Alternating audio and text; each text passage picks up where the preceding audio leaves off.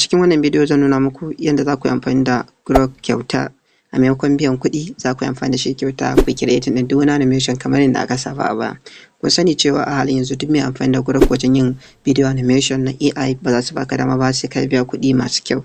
So wannan bidiyo na kawo muku wani site ne wanda za ka yi amfani da Grok kuma kyauta kamar yadda ka saba amfani da shi. Don haka da sana'a hankali idan ku bi ni cikin wannan bidiyo insha Allah za ku ga yadda za ku yi aiki da shi kai tsaye ba tare da ɓata lokaci ba.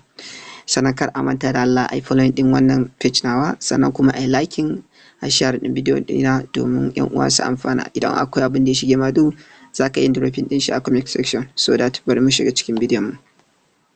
So da farko idan ka fito daga cikin Grok ɗinka, misali kai tsaye in a cikin wayanka ne, abin da za ka yi za ka danna wato Chrome browser naka.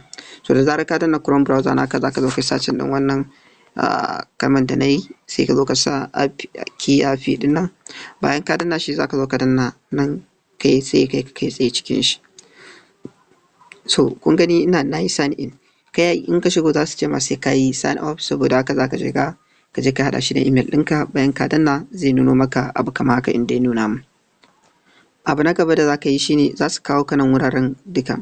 So idan ku duba duk wani tools ne na AI wanda ake animation da su, akalla wajen guda 50 ko in ce ma guda 64 kenan a takaice. So mu za mu yi amfani da Grok ne kamar yadda na muku bayani. Grok za mu yi amfani da shi, sai mu shiga search nan sai mu rubuta Grok. So da zarar mun rubuta za su yi mana searching ɗin shi kai tsaye, sai mu zo mu shiga cikin Grok ɗinmu domin mu yi abin da muka ce za mu yi. So da zarar ka shiga sai nuno maka shi kamar inda ya nuno mun wannan kai tsaye. Abin da za ka yi nan gaba sai kuma ka zo ka danna wannan image to video domin ka yi creating ɗin shi idan kana da wato bidiyo ɗinka, ma'ana hoton ka riga ka yi generating ɗin shi da AI ChatGPT kenan. To abin da za ka yi za ka zo ka danna select nan, zai kai ka cikin wayanka, sai ka zo ka zaɓi hoton da za ka yi aiki da shi, zai yi loading. Da zarar ya yi loading ma'ana zai kai ka aikin da za ka yi kai tsaye. To saboda ba mu da ƙarfin network sosai za mu yi amfani da text to video. Kai tsaye idan mun zo mun shiga text to video za mu zo mu danna wajen nan, sai mu zo mu goge wannan mu yi amfani da namu prompt ɗin. Bari sa stop don mu yi abin kai tsaye. So bayan ka zo ka danna zan ce use the uploading picture, create for me a video animation, sai zan yi posting ɗin wannan abin.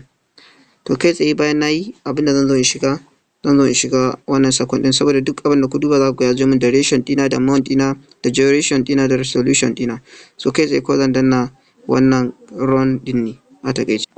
Idan ku duba nan za ku ga yana generating, to za mu jira shi ne ya gama generating. Kai tsaye zai baka abin da kake tambaya, ma'ana kake so a baka. So guys, kun ga ya min generating ɗin abin da na ce a min a takaice, don haka za mu kunna tare da ku ji.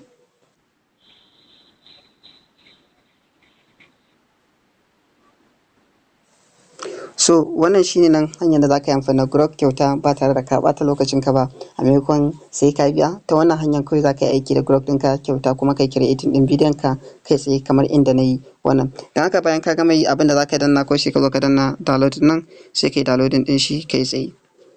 Zai ma downloading ɗin shi zuwa kan wayanka, daga nan kuma sai ka fara haɗa scene by scene ɗinka, a ƙarshe ka fara samun 'yan kwabanninka.